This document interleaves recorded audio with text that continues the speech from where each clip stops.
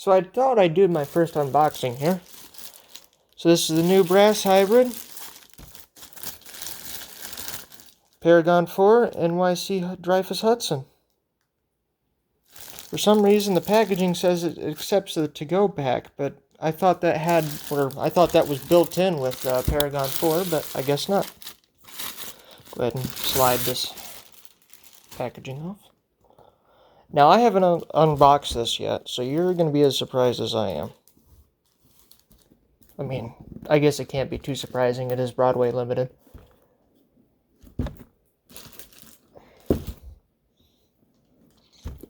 Box you have to teeter-totter open. Come on, there we go. Oh. Alright, so a new thing that they're introducing with Paragon, well, the later releases of Paragon 3 and the new Paragon 4, is a sheet with all of the DCC functions, which is nice because it means you don't have to go looking around the manual for them. The 1-year warranty, the exploded parts diagram. I'll probably have these in more detail once I can get them flattened out and picture taken of them. Looks like a pretty nice flywheel in there, which is nice. Disc drivers, which is nice. And then the new Paragon 4. There isn't much difference between the Paragon 4 operator's manual and the Paragon 3, from what I can tell. But,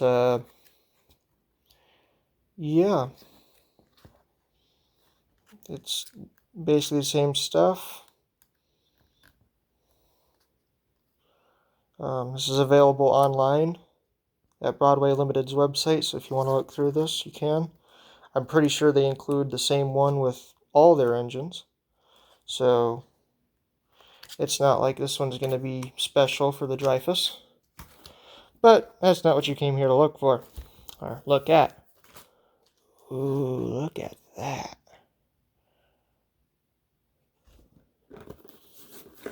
And just slide it out of the plastic. Comes with the black smoke funnel. I like these.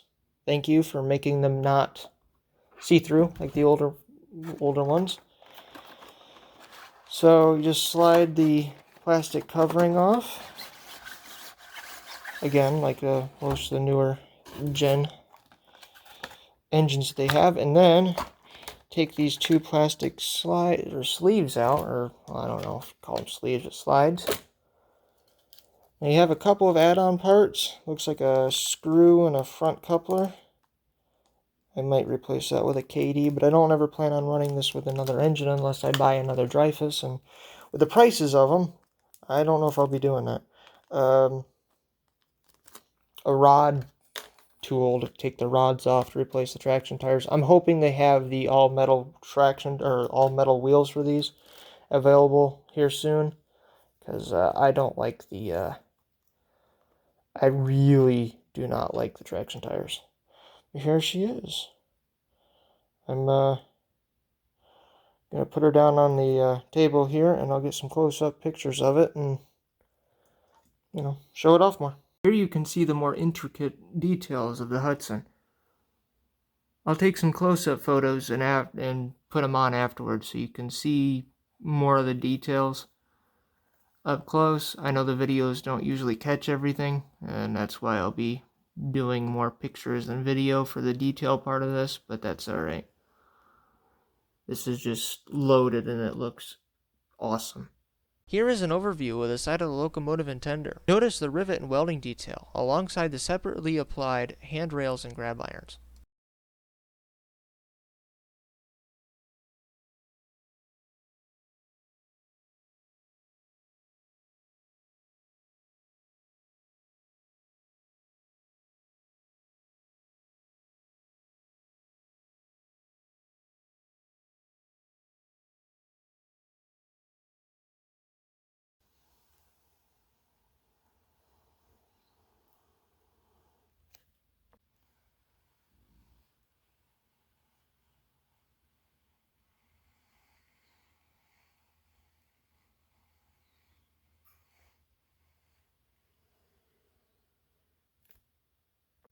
Alright, well, I have it down here on the track now, so I'm going to go ahead and give it some power so it'll turn on. Oh, forgot to turn track power on.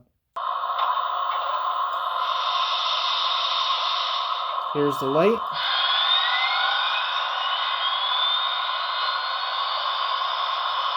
The smoke seems to be working okay. I'm going to go ahead and shut that off for now, though. That's function 7, by the way. Here's the bell.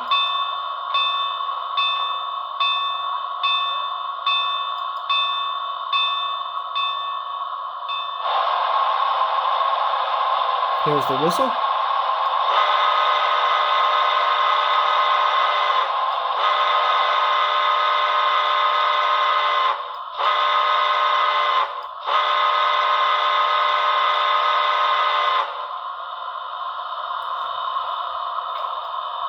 This next one is, I guess, a coupler slat.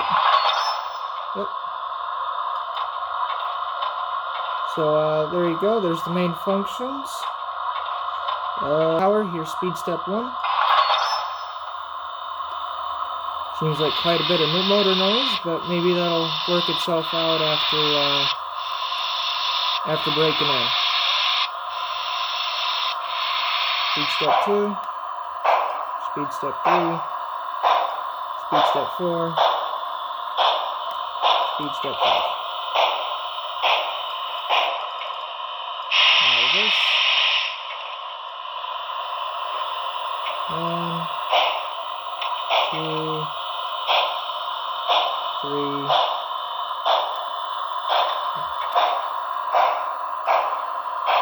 Seems kind of jerky and a little loud. Hopefully that'll work itself out when I break it in. Which is, I do 20 minutes going forward at various speeds, 20 minutes in reverse at various speeds, repeat that with load afterwards. Anyway, I think that's everything, so I'm going to turn the smoke unit back on. Gonna let it heat up for a second. I just want to see how powerful the smoke actually comes out of the stack, because I've seen it at some points, it just kind of puffs, but it stays in the stack. Anyway, we'll find out here. Ooh, pretty powerful. Cool. That's good. It's about 2 or 3 inches above the engine, and then just kind of fiddles off to the side, which is nice. Alrighty, well, I guess I'll go to conclusions here. Actually, before the conclusion, I'm going to do one more test. I want to test the capacitors in the Broadway limited locomotives, so I'm going to go ahead and give it to speed step 10 or so, and then cut track power and see how far it goes. I am going to turn the smoke on for this to see how long it lasts with the smoke unit, as I know that's probably a pretty big current draw on the locomotive, so I guess we'll find out here. And I'm also going to turn the light on real quick. So the other thing I wanted to mention is that with soundtracks, at least, the soundtrack is the only other steam decoder I have. When you turn on the headlights, the dynamo sound continues throughout the whole session. It's a lower rumble, and lower sound that you can turn down all the way if you want. But that's the one thing that's missing from the Broadway Limited's sound files, is the continuous dynamo sound. Anyway, I'm going to go ahead and give it some power here. Let me make sure I'm going the right way. There we go. Alright, speed step 10. I'm going to go ahead and cut power now. Oh. So I guess this doesn't have to go back, because the immediate second I turned track power off, the lights turned off and the smoke unit stopped.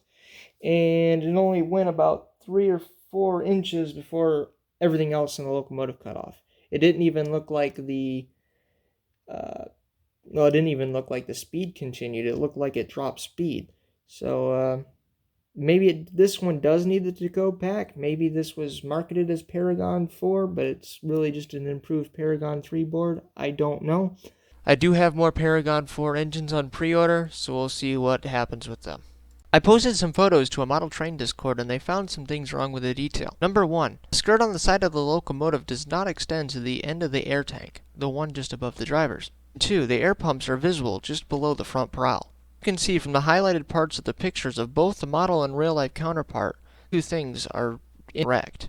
Two things are wrong and noticeable. They won't ruin the model to most people. This only applies to the 1938 paint scheme of the Hudson, if Broadway would fix this for the next run.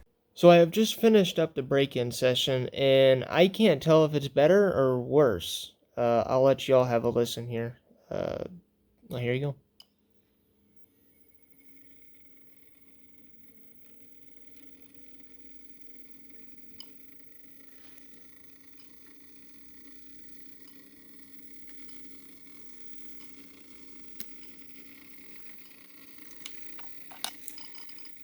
So in conclusion, the detail looks great if you don't look into it too much. The locomotive does run a bit loud and jerky, though that might just be my experience. I may not be breaking it in correctly. Let me know down in the comments what you do to break in your locomotives. The locomotive weighs almost a pound by itself, and the tender weighs close to 9 ounces. With it weighing 1 pound 9 ounces, it confuses me why it's still got a traction tire. The engine seems to be running well. Did good with my 14 tempo cars and didn't get too hot even with a smoke unit. Overall, it would be worth the price if there were matching cars in the market, as it would make overlooking the issues easier. Otherwise, it isn't worth the price that I paid for it, which is about $650 with shipping, which is still $100 under the MSRP. Here's hoping that Scaled Trains does a release of the old MTH toolings.